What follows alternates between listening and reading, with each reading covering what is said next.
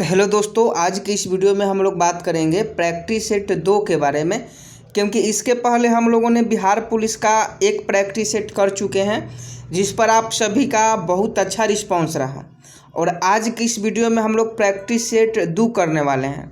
आप सभी जानते हैं कि बिहार पुलिस का वैकेंसी जो है वह अगले महीने में आपका आ जाएगा और आपको एग्ज़ाम के लिए ज़्यादा समय नहीं दिया जाएगा। इसलिए सभी जितने भी बिहार पुलिस के वैकेंसी का इंतज़ार कर रहे हैं वो सभी लोग अभी से तैयारी में जुट जाएं, क्योंकि तैयारी रहेगा तो वैकेंसी भी आएगी, तो हम पर कोई इफेक्ट नहीं पड़ेगा। परीक्षा 1 महीना के भी अंदर कंडक्ट करवाई जाएगी तो हम लोग को कुछ नहीं होगा। पहले से तैयार होना चाहिए। तो आज के इस वीडियो में हम लोग mock test, Bihar police mock test 2 के बारे में बात करेंगे। इसके पहले 1 हम लोग कर चुके हैं। नहीं अभी तक वो आप प्रैक्टिस सेट लगाए हैं तो वीडियो को जाइएगा, वीडियो वाला लिस्ट में आपको वहाँ मिल जाएगा। और इस वीडियो को हम लोग स्टार्ट करते हैं। 1 से 100 तक क्वेश्चन करेंगे। देखिए यहाँ जो क्वेश्चन 16 नंबर से स्टार्ट है और हिंदी से हम लोग पहले करेंगे, उसके बाद मैथ, इंग्लिश, जीके, जीएस सभी क्वेश्चन को देखेंगे। तो देख लीजिए, पहला क्वेश्चन है आपके मोबाइल स्क्रीन पर, आस्तिक का विलोम है। और सभी लोग जो है कमेंट बॉक्स में अपना स्कोर, जब वीडियो ख़त्म हो जाए तो अपना स्कोर आप लोग कमेंट बॉक्स में कमेंट जरूर कीजिएगा कि आपने 100 क्वेश्चनों में से कितना क्वेश्चन सही किए। और साथ ही में हर क्वेश्चन का व्याख्या कर हम आपको उसका आंसर बताएंगे। तो एक बार आप लोग वीडियो देखिए, पसंद आएगी। पहला क्वेश्चन पूछा है आस्तिक का विलोम क्या है, आपको बताना है आस्तिक का विलोम क्या है। और ये क्वेश्चन पूछा गया है बिहार फार्म में, शायद आपको याद होगा कि आस्तिक का विलोम क्या है, ये आपके एग्जाम में पूछा गया है। तो आस्तिक का विलोम का ऑप्शन 20 सही हो जाएगा, नास्तिक होता है। नास्तिक जो होता है वह आस्तिक का विलोम होता है और आप लोग का भी सही आंसर आ रहा है नास्तिक। अगला प्रश्न है आयात का विलोम है। आयात का विलोम क्या है जी, इसका सही आंसर आप लोग फटाफट कमेंट बॉक्स में बताइए। आयात का विलोम निर्यात होता है। आयात का विलोम क्या होता है, निर्यात होता है। आप सभी जानते हैं आयात का विलोम क्या होगा, निर्यात होगा। अगला प्रश्न देख लीजिए। अगला प्रश्न 18 नंबर, पृथ्वी का परिवाची शब्द क्या है।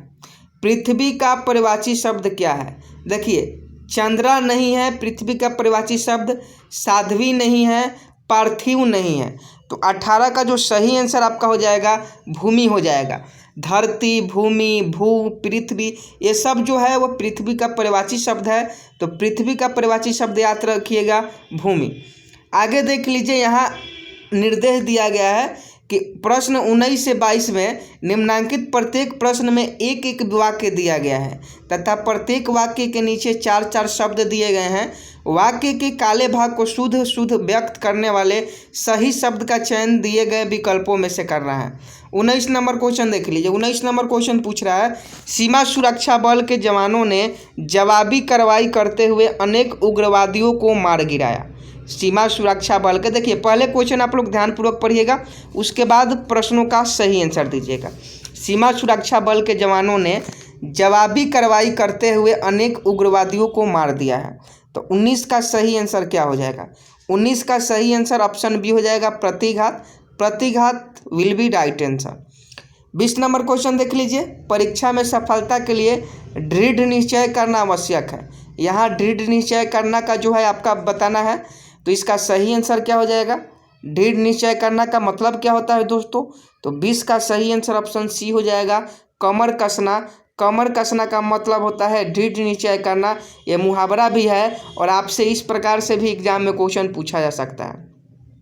यहाँ देख लीजिए, सभी को समभाव से देखना महापुरुषों का स्वभाव होता है। इसमें जो समभाव से देखना है इसी का अर्थ बताना है। तो 21 का आप लोग फटाफट आंसर बताइएगा। तो 21 का सही आंसर ऑप्शन बी हो जाएगा एक आँख से देखना। समभाव से देखना मतलब एक आँख से देखना, option B will be right answer. अगला प्रश्न देख लीजिए। 22 नंबर है मरने की इच्छा से कहीं अधिक प्रबल होती है जीने की इच्छा।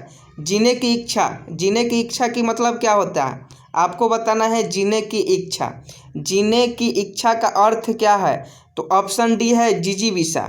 अभिलाषा, चाह रखने वाला, चाहने वाला अभिलाषा कहलाता है। और जीने की इच्छा जो है जिजीविषा है। आगे देख लीजिए। 23 नंबर क्वेश्चन है निम्नलिखित में कौन तद्भव शब्द है। देखिए बिहार फार्मन में बहुत सारे बच्चे जो थे वह हिंदी का हिंदी का क्वेश्चन पढ़ के नहीं गए थे और उन्हें लग रहा था कि हिंदी इजी क्वेश्चन पूछा जाएगा तो आसानी से इस प्रश्नों को कर लेंगे, लेकिन हिंदी के क्वेश्चन ऐसा पूछा गया था कि जीके जीएस तो उन्होंने सही कर लिया, लेकिन हिंदी के 7 से 8 प्रश्न उन्होंने गलत कर दिया। तो इसलिए हिंदी भी पढ़ना आपके लिए जरूरी है। निम्नलिखित में कौन तद्भव शब्द है? 14 जो है वह आपका तद्भव शब्द है। अगला देख लीजिए, निम्नलिखित में कौन देशज शब्द है? आपको बताना है कि निम्नलिखित में कौन देशज शब्द है। 24 का सी फुनगी बिल्कुल राइट आंसर हो जाएगा। वचन विदेश है, व्याकरण विदेशज है, घुड़सवार विदेशज है, लेकिन देशज शब्द जो है वह फुनगी है। अगला प्रश्न देख लीजिए, दाल रोटी में कौन सा समास है? VVI क्वेश्चन है, बहुत इंपॉर्टेंट क्वेश्चन है और बिहार पुलिस में पूछा जाएगा कि दाल रोटी में कौन सा समास है। तो 25 का जो आपका सही आंसर हो जाएगा क्या हो जाएगा? ऑप्शन बी हो जाएगा, द्वंद्व समास। और द्वंद्व समास से भी बिहार फायरमैन के सेकंड शिफ्ट में क्वेश्चन आपके एग्जाम में पूछा गया था। अगला क्वेश्चन देख लीजिए, 26 नंबर है, अरबी भी भाव का विलोमार्थी शब्द चुनना है। तो देखिए इसका जो विलोम होगा, विलोम का मतलब होता है उल्टा, तो ये आप सभी जानते हैं, बहुत इजी क्वेश्चन है, तिरोभाव। इसका उल्टा क्या हो जाएगा? तिरोभाव हो जाएगा, ऑप्शन सी। अब देखिए जीके जीएस के हम लोग चलेंगे, जीके जीएस की ओर। एक दो और हिंदी का क्वेश्चन है, उसको देख लेते हैं। 27 नंबर क्वेश्चन है, जो दायर मुकदमे का बचाव करे या काट करे के लिए हिंदी में शब्द है। जो दायर मुकदमे का बचाव करे या काट करे उसके लिए हिंदी का शब्द क्या है? तो इसके लिए हिंदी का जो शब्द है वह 27 का आपका सही आंसर ऑप्शन डी हो जाएगा, प्रतिवादी। प्रतिवादी बिल्कुल सही आंसर हो जाएगा। इनमें से कौन सा उनार्थक है? उनार्थक आपको बताना है। उनार्थक शब्द आप लोगों ने पढ़ा होगा और उसी का यहाँ जवाब देना है। इनमें से कौन सा शब्द उनार्थक है? तो 28 का क्या सही आंसर हो जाएगा? 28 का ऑप्शन ए हो जाएगा, लंगोटी। लंगोटी जो है उनार्थक शब्द है। आगे देख लीजिए, ज्ञानपीठ पुरस्कार से सम्मानित काव्य ग्रंथ उर्वशी के रचनाकार कौन है? यहाँ आपके क्वेश्चन पूछ रहा है कि ज्ञानपीठ पुरस्कार से सम्मानित काव्य ग्रंथ उर्वशी के रचनाकार कौन है? तो इसका सही आंसर आप लोग बताइएगा, क्योंकि बहुत इंपॉर्टेंट क्वेश्चन है। इसके पहले सुमित्रानंद पंत से फायरमैन में क्वेश्चन पूछा था कि भारत माता पाठ के लेखक कौन है? भारत माता पाठ जो इंटर में पढ़ना है, भारत माता पाठ, उसके लेखक सुमित्रानंद पंत हैं। महादेवी वर्मा को आप लोग सभी जानते हैं, इन्होंने ही उर्वशी की रचना की है। 29 का सही आंसर जो है आपका महादेवी वर्मा उर्वशी के रचनाकार नहीं है। ये ज्ञानपीठ पुरस्कार से सम्मानित काव्य ग्रंथ उर्वशी के रचनाकार यहाँ पूछा जा रहा है, और इसका सही आंसर जो हो जाएगा रामधारी सिंह दिनकर हो जाएंगे। महादेवी वर्मा सोना के लेखक हैं। सोना जो है वह महादेवी वर्मा ने लिखा था। रामधारी सिंह दिनकर को ज्ञानपीठ पुरस्कार मिला है उर्वशी के लिए। तो रामधारी सिंह दिनकर के लेखक कौन है? उर्वशी, इसका सही आंसर हो जाएगा। अगला क्वेश्चन है, इनमें कौन सा शब्द तलवार का समानार्थक नहीं है? तलवार का आपको समानार्थक बताना है कि इनमें से कौन सा शब्द तलवार का समानार्थक नहीं है। तो 30 का आप लोग फटाफट सही आंसर बताइएगा कि 30 का सही आंसर क्या हो जाएगा। तो 30 नंबर प्रश्न का ऑप्शन सी वल्लभ बिल्कुल सही आंसर हो जाएगा। कृपान, अस्सी, खड्ग, ये सभी जो है तलवार का ही समानार्थक है, लेकिन वल्लभ इससे अलग है। अब जीके का क्वेश्चन स्टार्ट हो गया है, जीके जीएस का, तो ध्यानपूर्वक समझिएगा और देखिए। अगला क्वेश्चन है 31 नंबर की, 4 बिट्स का एक समूह एक डैश बनाता है। ध्यानपूर्वक समझिएगा और बहुत इंपॉर्टेंट मॉक टेस्ट है दोस्तों। 4 बिट्स का एक समूह एक डैश बनाता है, तो 31 का सही आंसर ऑप्शन बी हो जाएगा, निबल। 4 बिट्स का एक समूह जो होता है वो निबल बनाता है। यहाँ देखिए, वायु दाब लेखी बैरोग्राफ का डैश द्वारा आविष्कार किया गया था। इसका जवाब आप लोग कमेंट बॉक्स में फटाफट देंगे कि वायु दाब लेखी बैरोग्राफ का डैश के द्वारा आविष्कार किया गया था। तो 32 का सही आंसर ऑप्शन ए लूसिया विधि हो जाएगा। वायु दाब लेखी बैरोग्राफ का जो आविष्कारक है वह लूसिया विधि है। इसका सही आंसर ऑप्शन ए हो जाएगा। मधुमेह होने का कारण है। अगला प्रश्न है, मधुमेह होने का कारण है। इसका जवाब आप लोग फटाफट दीजिए कि मधुमेह होने का क्या कारण है। मधुमेह इंसुलिन की कमी से होती है, आप सभी जानते हैं। मधुमेह किसकी कमी से होती है? इंसुलिन की कमी से।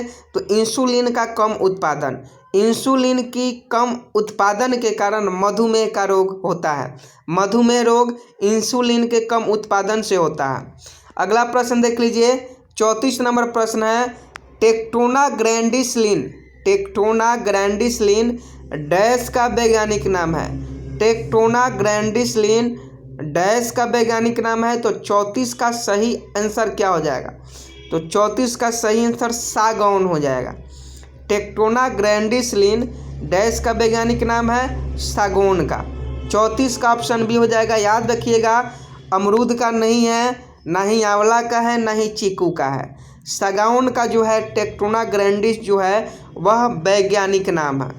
अगला प्रश्न देख लीजिए, सी एनिमोन्स डैश प्रजाति के अंतर्गत आते हैं। सी एनिमोन्स डैश प्रजाति के अंतर्गत आते हैं। तो सी एनिमोन जो होते हैं वह निरेरिया, सी एनिमोन जो होते हैं वह निरेरिया प्रजाति के अंतर्गत आपका आते हैं। 36 नंबर प्रश्न देख लीजिए, निम्नलिखित में से कौन किसी परमाणु के केंद्र के अंदर स्थित होते हैं? परमाणु के केंद्र के अंदर कौन स्थित होते हैं? सभी लोग जानते हैं। इस प्रश्न का जवाब आप लोग ही दीजिएगा कि परमाणु के नाभिक में जो होते हैं, परमाणु का नाभिक में कौन सा स्थित रहते हैं? परमाणु का नाभिक में कौन कौन स्थित रहते हैं? तो आप सभी जानते हैं कि परमाणु के नाभिक में पी और एन स्थित रहते हैं। प्रोटॉन और न्यूट्रॉन परमाणु के नाभिक में रहते हैं और इलेक्ट्रॉन जो होता है वह परमाणु के नाभिक के चारों तरफ जो है वह क्या करता है? चक्कर काटता है। इलेक्ट्रॉन ऋणावेशित होता है, आप सभी जानते हैं, फिजिक्स में पढ़े होंगे। तो 36 का जो सही आंसर आप लोग बता रहे हैं ऑप्शन है प्रोटॉन्स और न्यूट्रॉन्स, बिल्कुल आपका सही आंसर है। बेकिंग सोडा क्या होता है? बहुत इंपॉर्टेंट क्वेश्चन है। बेकिंग सोडा क्या होता है? फटाफट जवाब दीजिएगा, बेकिंग सोडा क्या होता है? इसका सही जवाब आप लोग दीजिए। सोडियम आइसोसाइलेट, aluminium bicarbonate Al2CO3, aluminium sulphate AlSO4, लेकिन इसका सही आंसर Na2CO3 हो जाएगा। सोडियम बाइकार्बोनेट का सूत्र होता है Na2CO3 और यही आपका बिल्कुल सही आंसर है। बेकिंग सोडा सोडियम बाइकार्बोनेट यानी Na2CO3 को कहा जाता है। एलिफेंटा की गुफाएं कहाँ हैं? बहुत इंपॉर्टेंट क्वेश्चन है। एलोरा की गुफाएं पूछे, एलिफेंटा की गुफाएं पूछे, ये सभी आपका महाराष्ट्र में है। एलिफेंटा की गुफाएं महाराष्ट्र में है, एलोरा की गुफाएं महाराष्ट्र में है। तो इसका सही आंसर आपका जो है वह क्या हो जाएगा? महाराष्ट्र हो जाएगा। महाराष्ट्र के मुंबई तट से दूर समुद्र में स्थित द्वीप पर स्थित है। जानते हैं कि एलिफेंटा गुफाएं जो है मुंबई में एक समुद्र तट, मुंबई के किनारे समुद्र तट में स्थित है एलिफेंटा की गुफाएं। यहाँ देख लीजिए, क्वेश्चन है 39 नंबर, निम्न में से कौन सा उत्तर भारत का एक शास्त्रीय नृत्य है?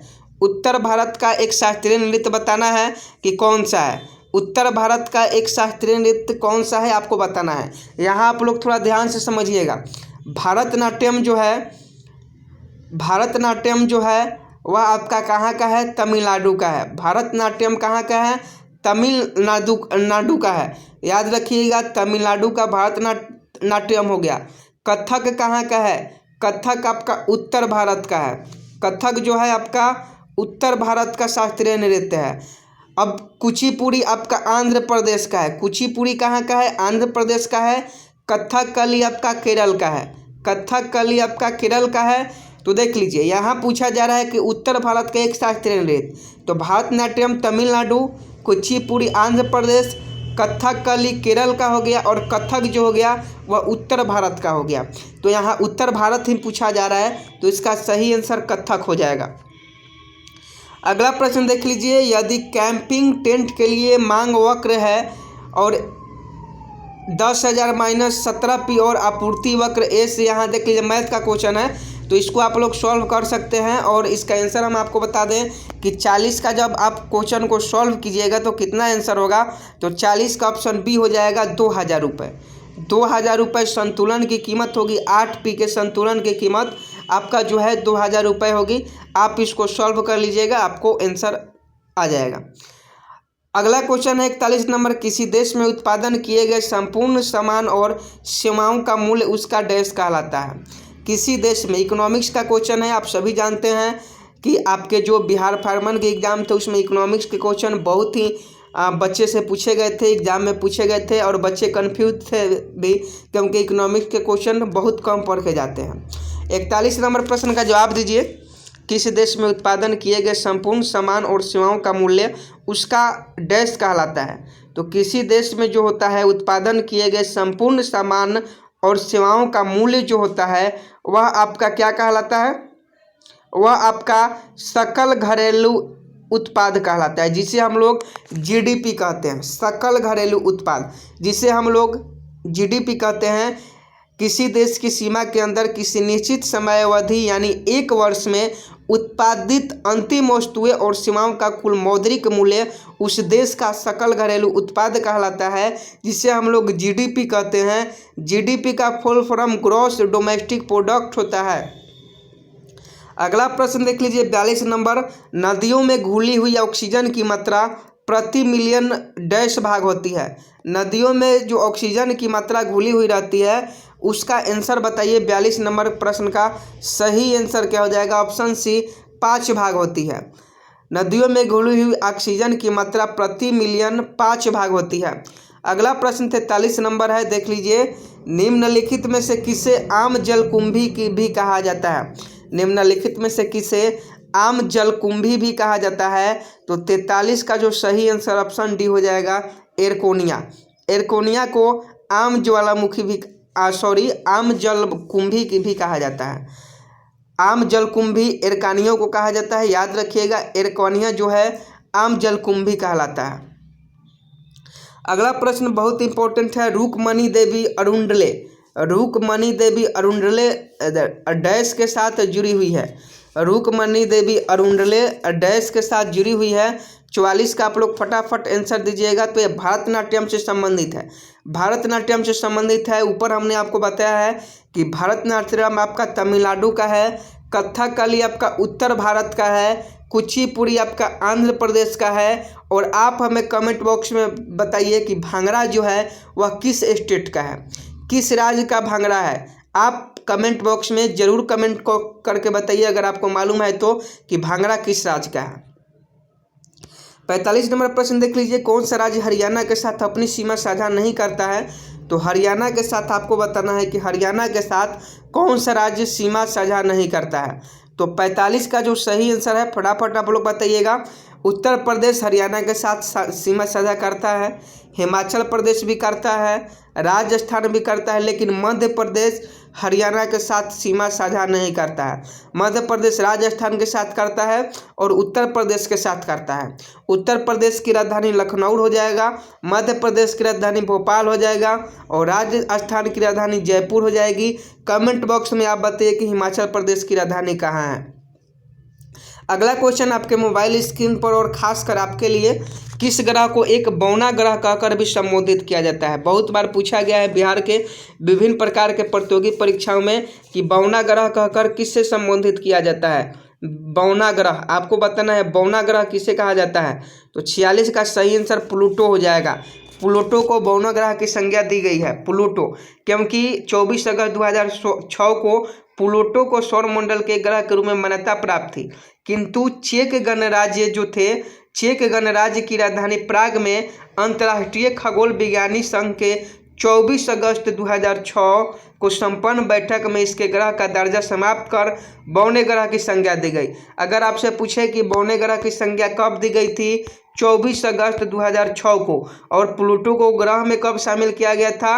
ये भी है आपका, इसका सही आंसर आपका हो जाएगा प्लूटो का बौना ग्रह। प्लूटो हमको बौना ग्रह कहते हैं। बुध जो है सबसे छोटा ग्रह है, बृहस्पति सबसे बड़ा ग्रह है, याद रखिएगा। अगला प्रश्न 47 नंबर है। वर्ष 1828 में स्थापित ब्रह्म समाज के संस्थापक कौन थे? आपको याद होना चाहिए, ब्रह्म राजा। ब्रह्म से याद रखिएगा, याद करने का तरीका है ब्रह्म राजा। ब्रह्म राजा का मतलब राजा राम मोहन राय। ब्रह्म राजा राजा राम मोहन राय के द्वारा 1828 में जो है वह ब्रह्म समाज की स्थापना होती है। ब्रह्म समाज की स्थापना राजा राम मोहन राय के द्वारा की जाती है। 47 का सही आंसर ऑप्शन डी हो जाएगा। और साथ ही में आपको याद रखना है कि भारतीय पुनर्जागरण के जो जनक हैं राजा राम मोहन राय ही हैं, और इन्होंने कलकत्ता में 28 अगस्त 1828 को ब्रह्म समाज की स्थापना की थी। रविन्द्रनाथ टैगोर को आप सभी लोग जानते हैं, गीतांजलि के लेखक है। सुभाष चंद्र बोस का नारा आप लोग याद रखिएगा, तुम मुझे खून दो, मैं तुम्हें आज़ादी दूंगा। ये आपका नारा सुभाष चंद्र बोस ने दिया था। सरदार वल्लभ भाई पटेल जो हैं महाराष्ट्र से संबंधित है, और इन्होंने होम रूल जो आंदोलन था उसमें इन्होंने बहुत महत्वपूर्ण भूमिका निभाया है। 48 नंबर क्वेश्चन देख लीजिए। शाहजहां ने ताजमहल का निर्माण डैश की यादों में करवाया था। सभी लोग जानते हैं कि शाहजहां ने ताजमहल का निर्माण जो मुमताज महल की याद में करवाया था। शाहजहां ने ताजमहल का निर्माण मुमताज महल के याद में करवाया था। मुमताज महल का नाम जो था अर्जुमंद बानो बेगम भी था, याद रखिएगा। अर्जुमंद बानो बेगम मुमताज महल का नाम था। और इस महान स्थापत्य का निर्माण जो था वह 1631 में शुरू हुआ था ताजमहल का निर्माण, और 1653 में पूरा हुआ। देख लीजिए कितना वर्ष लगा था। ताजमहल का निर्माण शाहजहां ने करवाया, 1631 में शुरू हुआ, 1653 में ख़त्म हुआ। मुमताज महल की याद में करवाया। अगला देख लीजिए। प्रथम फिल्म फेयर अवार्ड्स में किस अभिनेता ने सर्वश्रेष्ठ अभिनेता का अवार्ड जीता था। यहाँ प्रथम फिल्म फेयर अवार्ड्स की बात की जा रही है। सर्वश्रेष्ठ अभिनेता का बाद अवार्ड जो है वह किसने जीता। 49 नंबर प्रश्न का सही जवाब आप लोग दीजिए। तो 49 नंबर प्रश्न का जो आपका सही जवाब हो जाएगा ऑप्शन सी दिलीप कुमार हो जाएगा। दिलीप कुमार 1954 ईस्वी में 12 मार्च को मुंबई स्थित मेट्रो थिएटर में पहले फिल्म फेयर पुरस्कार समारोह का आयोजन किया गया था, जिसका जो सर्वश्रेष्ठ अभिनेता थे दिलीप कुमार थे। और इन्हें किस फिल्म के लिए दिया गया था। दाग फिल्म के लिए दिया गया था। यह पुरस्कार दाग फिल्म के लिए दिया गया था। अगला प्रश्न देख लीजिए। निम्नलिखित भौतिक मात्राओं में कौन एक अदिश राशि है। अदिश राशि आपको बताना है। यह यंग का मापांक जो है एक अदिश राशि है। यंग का मापांक भार सदिश है, आवेग सदिश है, त्वरण सदिश है, लेकिन जो अदिश राशि है वह यंग का मापांक है। यहाँ एक समचतुर्भुज का क्षेत्रफल और विकर्णों में देख लीजिए। यहाँ ये नहीं दिखाई दे रहा है, इसको छोड़ देते हैं। यहाँ देख लीजिए 52 नंबर प्रश्न है। 10.5 सेंटीमीटर त्रिज्या वाले एक वृत्त के क्षेत्रफल वर्ग सेंटीमीटर में डैश की गणना करें। यहाँ देख लीजिए 10.5 सेंटीमीटर त्रिज्या वाले एक वृत्त के क्षेत्रफल की गणना करें। तो ये मैथ के क्वेश्चन है, और फटाफट आप लोग जवाब दीजिए कि 52 नंबर का सही आंसर क्या हो जाएगा। आप लोग सभी लोग जानते हैं कि पाई आर स्क्वायर बराबर क्या होता है। पाई आर स्क्वायर बराबर आपका क्या होता है। पाई आर स्क्वायर इसका सूत्र होता है। पाई का मान 22/7 होता है। त्रिज्या आपका दिया गया है 10.5 गुने 10.5। इस सूत्र पर आप लोग बना लीजिएगा। पाई आर स्क्वायर पर आप लोग बना लीजिएगा। तो इसका जो सही आंसर होगा 346.5 आएगा, क्योंकि 22/7 यहाँ देख लीजिए पाई आर स्क्वायर वाला पर बनाइएगा, और 10.5 गुने 10.5 इसको हल कीजिएगा तो आपका 346.5 आएगा। 53 नंबर प्रश्न देख लीजिए। 42 सेंटीमीटर व्यास वाले एक अर्धगोले के सतह का कुल क्षेत्रफल ज्ञात करना है आपको। 42 सेंटीमीटर व्यास वाले एक अर्धगोले के सतह का क्षेत्रफल आपको ज्ञात करना है। तो इसका क्षेत्रफल का सूत्र होता है 3 पाई आर स्क्वायर, और इसी सूत्र पर आप लोग इसको सॉल्व कर लीजिएगा, बन जाएगा। 54 नंबर का आंसर क्या हो जाएगा देख लीजिए। यहाँ 1/√3 आप प्लस साइन 45 डिग्री का मान आपको बताना है। तो इसका मान क्या होता है। तो 54 का जो सही आंसर होगा, आप सभी जानते हैं कि अगर इसे आप लोग हल करें 1/√3 प्लस और साइन 45 डिग्री का मान 1/√2, इसका जो होता है इसको हल करने पर आपको √2 प्लस √3 बाई क्या हो जाएगा √6 हो जाएगा। एलसीएम ले लीजिएगा नीचे वाला √6, और इसको एलसीएम लघुत्तम जैसे निकालते हैं सेम टू सेम मान रख के वैसे ही निकाल लेना है। तो इसका सही आंसर क्या हो जाएगा, ऑप्शन बी हो जाएगा √2 प्लस √3 बाई √6। आगे देख लीजिए, यहाँ त्रिभुज XYZ में कोण y का माप 90 डिग्री है। यदि sin x इक्वल 4/5 और xy बराबर 6 सेंटीमीटर हो तो भुजा YZ की लंबाई क्या होगी। तो ये एक त्रिभुज बना लीजिए ऐसे, ये आपका एक त्रिभुज बन जाएगा और एक्स वाई जेड यहाँ मान लीजिए और 4 और 5 इसको जो दिया है वैसे सॉल्व कर लीजिए और साइन एक्स का मान रख के इसका निकाल लीजिए। तो इसका सही आंसर 8 सेंटीमीटर हो जाएगा। ऑप्शन सी बिल्कुल सही आंसर हो जाएगा। 56 नंबर प्रश्न का भी ऐसे ही आप लोग निकाल लीजिएगा। अगला प्रश्न देख लीजिए। 57 नंबर जो है मशीन का क्रैमूल ज्ञात करना है। तो 57 नंबर प्रश्न का आपका सही आंसर क्या हो जाएगा? क्रैमूल ज्ञात करना है। तो क्रैमूल ज्ञात करने के लिए पहले आप लोग मान लीजिएगा घाटा 100 रुपया और लाभ 7x रुपया हो जाएगा। तब आप 60 लाख में से 50 लाख समीकरण एक ऐसे बना लीजिएगा, 60 लाख माइनस 50 लाख अब बराबर 7x प्लस x। इसी को सॉल्व कीजिएगा, इसका आंसर आ जाएगा और इसका आंसर 51.25 आएगा। ऑप्शन ए ही इसका सही आंसर हो जाएगा। 58 नंबर प्रश्न देख लीजिए। यदि एक वृत्त की त्रिज्या में 27% की वृद्धि की जाती है तो उसका क्षेत्रफल कितने प्रतिशत बढ़ जाएगा? तो 58 का जो सही आंसर होगा 61.29%, क्योंकि अगर आप उसके त्रिज्या में 27% की वृद्धि करते हैं तो इसका निकाल लीजिए 27 प्लस 27, 27 प्लस 27 प्लस और 27 गुने 27 बटा 100। ये सूत्र आप जानते ही होंगे, ए प्लस बी गुने ए बी बाई 100। इसी सूत्र पर आपका निकल जाएगा। अगला प्रश्न भी देख लीजिएगा। यहाँ 60 नंबर प्रश्न का हम जवाब बता दे रहे हैं। Cos A plus sine A square plus cos A minus sine square A किसके बराबर होता है? तो ये तो आप सभी लोग जानते हैं कि इसको सॉल्व कीजिएगा तो 2 साइन स्क्वायर ए प्लस कॉस स्क्वायर ए होता है। तो 2 इसका सही आंसर हो जाएगा। अगला देखिए, जीके का क्वेश्चन फिर से आ गया। इकोनॉमिक्स का क्वेश्चन है। किसी देश के बाजार की खामियां डैश में दिखाई जाती है। किसी देश की बाजार की खामियां जो होती है वह किस में दिखाई जाती है? तो 61 का सही आंसर आपका हो जाएगा। सही आंसर क्या हो जाएगा? इसका सही आंसर बाजार की खामियां जो है वह इसका सही आंसर क्या हो जाएगा? इसमें सभी कथन जो है वह सही है, क्योंकि कीमत की कठोरता, कारक अबाधितता, विशेषज्ञता की कमी, ये सभी जो है बाजार की खामियां का सूचकांक है। सेबी कैसा है? सेबी एक संस्था है। कैसा संस्था है आपको बताना है कि सेबी कैसी संस्था है। सेबी का फुल फॉर्म होता है securities and exchange board of India. SEBI इसकी स्थापना 1988 में की गई थी। याद रखिएगा, इसकी स्थापना 1988 में की गई थी। और इसका सही आंसर क्या हो जाएगा? फटाफट बताइए, इसका सही आंसर क्या हो जाएगा? ये संवैधानिक निकाय है। सेबी जो है संवैधानिक निकाय है दोस्तों। अगला प्रश्न देख लीजिए। निम्न में से किस सदी के बाद से दक्षिण भारत में भूमिदान देने की प्रथा खूब चल पड़ी थी? निम्नलिखित में से किस सदी के बाद में दक्षिण भारत में भूमिदान देने की प्रथा खूब चली थी? तो 63 का सही आंसर आप लोग कमेंट बॉक्स में बताइए कि इसका सही आंसर क्या हो जाएगा। 63 का ऑप्शन सी हो जाएगा। 8वीं सदी के बाद जो भूमिदान की प्रथा है वह दक्षिण भारत में खूब चली थी। अगला प्रश्न देख लीजिए। सूरदास ने अपनी रचनाओं में निम्नलिखित में से किस भाषा का प्रयोग किया है? आप सभी जानते हैं ब्रज भाषा। सूरदास ने ब्रज भाषा में अपनी रचनाओं में जो भी उनकी रचना है वह ब्रज भाषा में है सूरदास की। जल्दी जल्दी क्वेश्चन करवाना पड़ेगा क्योंकि वीडियो बहुत लंबा हो गया है। अगला प्रश्न देख लीजिए। एक ग्रह की अपने कक्ष में सूर्य से अधिकतम दूरी को क्या कहा जाता है? एक ग्रह की अपने कक्ष में सूर्य से अधिकतम दूरी को क्या कहा जाता है? तो इसका जवाब आप लोग दीजिएगा और बता देते हैं इसका सही आंसर। इसका सही आंसर ऑप्शन भी हो जाएगा अपसौर कहते हैं। अधिकतम दूरी को अपसौर कहते हैं और निकटतम दूरी को उपसौर कहते हैं। तो याद रखिएगा।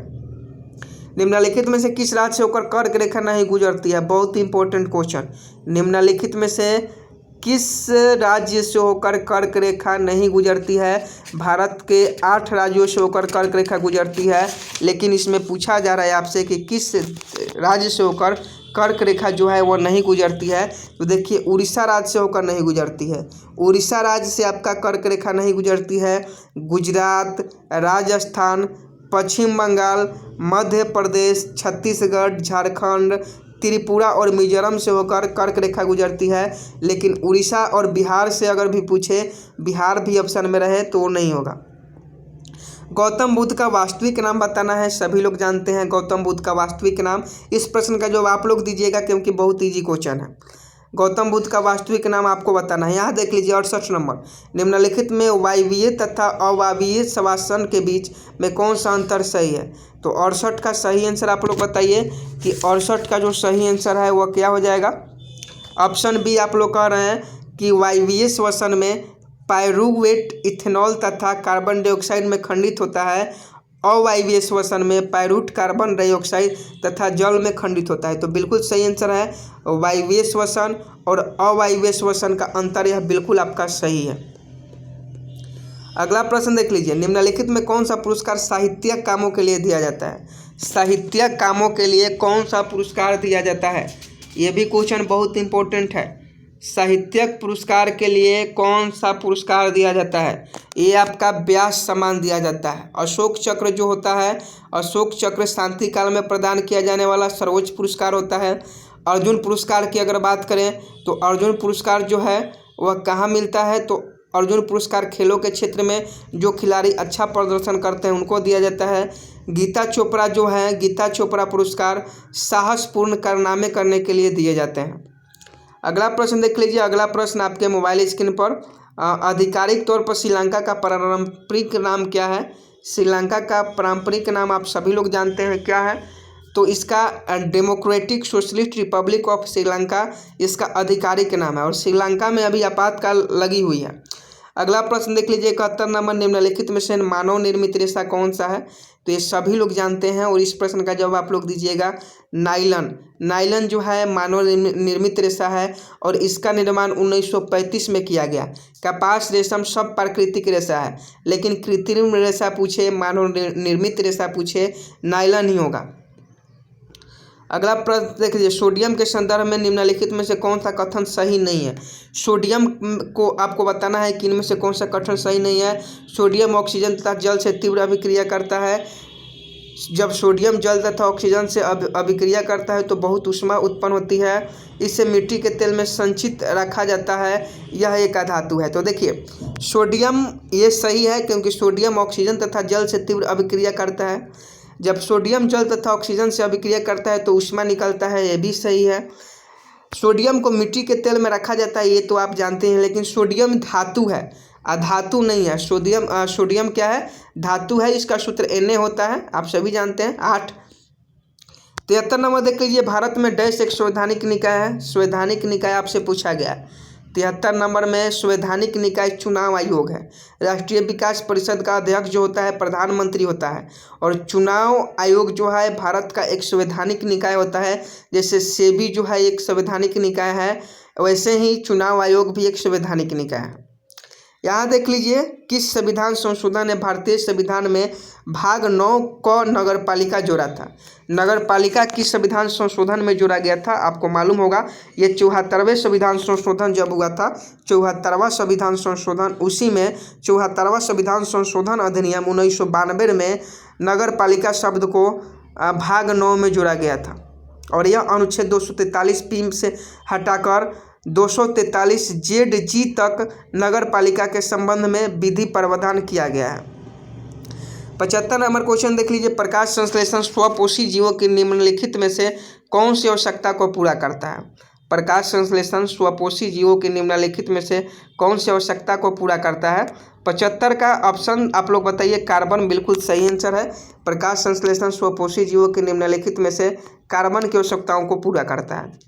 यहाँ देख लीजिए, अगला प्रश्न देख लीजिए, छोटा नागपुर जनजाति विद्रोह कब हुआ था। छोटा नागपुर जनजाति विद्रोह, छोटा नागपुर जनजाति विद्रोह कब हुआ था दोस्तों। इसका सही आंसर आपका हो जाएगा 1820। छोटा नागपुर जनजाति विद्रोह जो था वह 1820 में आपका हुआ था। 1820 बिल्कुल सही आंसर है। गांधी जी का चंपारण सत्याग्रह किससे जुड़ा हुआ है। चंपारण सत्याग्रह 3 कठिया प्रणाली से जुड़ा है, नील की खेती से संबंधित है। गांधी जी का चंपारण सत्याग्रह सबसे पहला सत्याग्रह चंपारण सत्याग्रह है। 79 नंबर देख लीजिए, उलगुना विद्रोह किससे जुड़ा है। उलगुना विद्रोह जो है 1893 से 1900 के बीच हुआ था और यह किससे जुड़ा हुआ है। उलगुना का मतलब महान हलचल होता है और यह किससे जुड़ा हुआ है, आपको मालूम होना चाहिए किससे जुड़ा है। उलगुना विद्रोह किससे जुड़ा हुआ है, इसका फटाफट आप लोग जवाब दीजिए। 79 का जो सही आंसर आप लोग बता रहे हैं ऑप्शन डी बिरसा मुंडा से, और बिल्कुल सही आंसर है। उलगुलान विद्रोह जो है, जिसे महाविद्रोह भी कहा जाता है, ये बिरसा मुंडा से संबंधित है। मुंगेर का बरहिया टाल विरोध का उद्देश्य क्या था? मुंगेर का बरहिया टाल में जो विरोध हुआ था उसका उद्देश्य क्या था? मुंगेर बिहार में ही है। और 80 का जो सही आंसर क्या हो जाएगा? 80 का आपका सही आंसर ऑप्शन ए हो जाएगा बकासत भूमि की वापसी की मांग। मुंगेर का बरहिया टाल में जो विरोध हुआ था उसका मुख्य उद्देश्य था बकासत भूमि की वापसी की मांग था। बिहार बंगाल से पृथक कब हुआ? आपको बताना है कि बिहार बंगाल से अलग कब हुआ था। 81 का जो सही आंसर हो जाएगा क्या हो जाएगा? बिहार बंगाल से अलग कब हुआ था ये आपको बताना है। 81 का सही आंसर आपका ऑप्शन बी हो जाएगा 1912 में। क्वेश्चन पूछता है बिहार बंगाल से कब हुआ था? 1912 में हुआ था। अगला प्रश्न, पटना उच्च न्यायालय की स्थापना कब हुई थी? बहुत इंपॉर्टेंट क्वेश्चन है। पटना उच्च न्यायालय की स्थापना कब की गई? 82 का सही आंसर क्या हो जाएगा? 82 नंबर क्वेश्चन है, पटना उच्च न्यायालय की स्थापना कब हुई? पटना उच्च न्यायालय की स्थापना 1916 में होती है। अभी सतीश प्रजापति जो है वो पटना उच्च न्यायालय के जज हैं। 1916 ईस्वी में जो है इनकी स्थापना हुई थी। 83 नंबर क्वेश्चन देख लीजिए। 83 नंबर, 1930 और 1931 में बरही कांग्रेस ने सफलतापूर्वक अंग्रेजी हुकूमत किस जिले में नाकाम कर दिया था? 1930 और 1931 में बरही कांग्रेस ने सफलतापूर्वक अंग्रेजी हुकूमत का किस जिले में नाकाम कर दिया था? तो 83 का सही आंसर ऑप्शन सी हो जाएगा गया जिला। South Asian coalition on child substitute report के अनुसार भारत में बंधुआ बच्चों की संख्या कितनी है? बंधुआ बच्चों की संख्या आपको बतानी है भारत में, और ये किसकी रिपोर्ट है? South Asian coalition on child substitute report. तो 84 का जो सही आंसर आपका हो जाएगा वह आपका ऑप्शन है 4.5 करोड़, बिल्कुल सही आंसर है। भारत में ग्रामीण संख्या की आबादी कितनी प्रतिशत जनसंख्या प्राइमरी शिक्षा की व्यवस्था पर पाती है? भारत में ग्रामीण संख्या की आबादी की कितनी प्रतिशत जनसंख्या प्राइमरी शिक्षा की सुविधा पाती है? 85 का सही आंसर ऑप्शन ए हो जाएगा 94%। भारत में पहला कौन सा विश्वविद्यालय होगा जो निजी व्यवस्था की देखरेख में होगा? भारत में पहला कौन सा व्यवस्था होगा? करेंट का एक क्वेश्चन है। भारत में पहला कौन सा विश्वविद्यालय होगा जो निजी में मतलब प्राइवेट लोगों के देखरेख में होगा? तो 86 का सही आंसर ऑप्शन सी हो जाएगा राजीव गांधी कंप्यूटर विज्ञान राष्ट्रीय विश्वविद्यालय को प्राइवेट कर दिया गया है। अगला प्रश्न देख लीजिए। अगला प्रश्न है आपका, शांति उद्देश्यों हेतु परमाणु शक्ति का उपयोग करने में भारत किस देश से बहुत ज़्यादा आगे है? शांति उद्देश्य होते परमाणु शक्ति का उपयोग करने वाले भारत जो है किस देश से आगे है? तो ये जो है पाकिस्तान से आगे है। अगला प्रश्न देख लीजिए। किस उच्च न्यायालय ने यह फैसला दिया है कि एक बार में 3 बार तलाक कहने से तलाक होना गैर कानूनी है? एक बार में 3 तलाक कहने से तलाक होना गैर कानूनी है, तो ये कौन सा न्यायालय ने कहा है? तो ये इलाहाबाद उच्च न्यायालय ने कहा है। इलाहाबाद उच्च न्यायालय ने कहा है कि एक बार में 3 तलाक कहने से तलाक का होना गैर कानूनी है। 89 नंबर क्वेश्चन देख लीजिए। भारत का संविधान भारत को कैसे वर्णित करता है? तो राज्यों के संघ में, सभी लोग जानते हैं भारत का जो संविधान है वो राज्यों के संघ में है। 89 का सही आंसर जो है ऑप्शन बी हो जाएगा। अगला प्रश्न 90 नंबर है, देख लीजिए। उत्तरी कोरिया और अमेरिका के बीच युद्ध जैसा तनाव पैदा होने का कारण क्या है? उत्तरी कोरिया और अमेरिका के बीच युद्ध जैसा तनाव पैदा होने का कारण क्या है? करेंट का क्वेश्चन है। तो 90 का जो सही आंसर है क्या हो जाएगा? ऑप्शन ए हो जाएगा उत्तरी कोरिया द्वारा अपने परमाणु ठिकानों का निरीक्षण करवाने से साफ इनकार करना। अगला प्रश्न देख लीजिए। एक सामान्य शुष्क सेल में विद्युत अपघट्य होता है, शुल्क नहीं होना चाहिए, शुष्क होना चाहिए। एक सामान्य शुष्क सेल में विद्युत अपघट्य होता है। 91 का सही आंसर ऑप्शन सी हो जाएगा अमोनियम क्लोराइड। डायनेमो को बताना है। बिहार फार्मर में पूछा गया प्रश्न डायनेमो है। तो डायनेमो आप लोग सभी लोग जानते हैं डायनेमो क्या करता है। डायनेमो यांत्रिक ऊर्जा को विद्युत ऊर्जा में बदलता है और मोटर वैद्युत ऊर्जा को यांत्रिक ऊर्जा में बदलता है। दोनों फार्मर में क्वेश्चन पूछा गया था। आकाश नीला लगता है क्योंकि आकाश नीला क्यों लगता है जी? आकाश नीला लगता है, इसका सही आंसर आप लोग बताइएगा। Option A, B, C, D में कौन सा इसका सही आंसर होगा? आकाश नीला क्यों लगता है, इसका जवाब आप लोग दीजिए। 1 माइक्रोन बराबर क्या होता है? 94 नंबर क्वेश्चन है। 1 माइक्रोन बराबर 94 का ऑप्शन सी हो जाएगा। 1/1000 मिलीमीटर, 1 माइक्रोन बराबर 1/1000 मिलीमीटर होता है। और देख लीजिए अगला प्रश्न जो है, अगला प्रश्न आपका 95 नंबर है। अति चालक का लक्षण क्या होता है? अति चालक का लक्षण जो होता है उच्च पारगम्यता होता है। बहुत इंपॉर्टेंट क्वेश्चन है। वर्षा के बूंद की गोलाकार आकृति का कारण पृष्ठीय तनाव होता है। सभी लोग जानते हैं कि वर्षा की बूंद जो होती है वह गोलाकार होती है, वह पृष्ठीय तनाव के कारण होती है। कमरे में रखे रेफ्रिजरेटर का दरवाज़ा खोलकर क्या किया जा सकता है? तो इसका सही जवाब आप लोग दीजिए, पहले पढ़ लीजिए उसके बाद आंसर आप लोग दीजिए। इसका सही जवाब आप लोग दीजिए। इसका सही जवाब क्या हो जाएगा? आप कमरे को कुछ डिग्री ठंडा कर सकते हैं, आप इसकी रेफ्रिजरेटर के तापमान तक ठंडा कर सकते हैं, आप अतः कमरे को थोड़ा गर्म कर सकते हैं, आप कमरे को ना तो गर्म और ना ही ठंडा कर सकते हैं।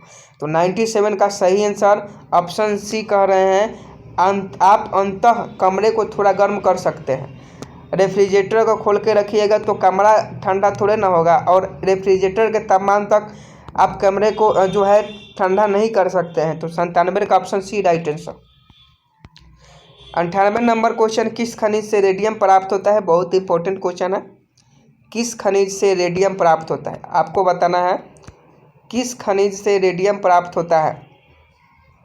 98 ऑप्शन बी बिल्कुल, पिंच ब्लेड से रेडियम की प्राप्ति की जाती है। परमाणु बम का सिद्धांत आधारित है। 99 नंबर क्वेश्चन का भी आप लोग जवाब कमेंट बॉक्स में दीजिएगा। 99 नंबर जो क्वेश्चन है इसका जवाब आप लोग कमेंट बॉक्स में दीजिए कि परमाणु बम का सिद्धांत आधारित है, किस पर आधारित है? 99 का सही आंसर आप लोग दीजिए। 99 का सही आंसर ऑप्शन बी हो जाएगा, नाभिकीय विखंडन पर। और बिल्कुल सही आंसर है, नाभिकीय विखंडन पर परमाणु बम, वही हाइड्रोजन बम नाभिकीय संलयन पर हो जाएगा। प्लास्टर ऑफ पेरिस का सूत्र आपको बताना है। प्लास्टर ऑफ पेरिस का रासायनिक सूत्र है, देख लीजिएगा 4 ऑप्शन है, चारों ऑप्शन में से जो भी सही है आप लोग कमेंट बॉक्स में छाप दीजिए जल्दी जल्दी। और अभी तक हम लोगों ने 100 क्वेश्चन आज का मॉक टेस्ट कंप्लीट कर लिया। इसका पीडीएफ जो है वो उत्तर सहित इसका पीडीएफ आपको टेलीग्राम ग्रुप पर मिल जाएगा। अगर आप लोग टेलीग्राम ग्रुप से नहीं जुड़े हैं तो आप लोग टेलीग्राम ग्रुप से जुड़ जाइएगा। और रोज़ आपको इसी चैनल पर एक प्रैक्टिस सेट बिहार पुलिस की जो नई वैकेंसी आने वाली है उसके लिए मिलेगा, तो आप लोग इस चैनल को सब्सक्राइब कर लीजिएगा। और जो लोग अभी तक वीडियो को लाइक नहीं किए हैं वीडियो को लाइक कर देंगे। मिलते हैं नेक्स्ट वीडियो लेकर, तब तक के लिए जय हिंद जय भारत।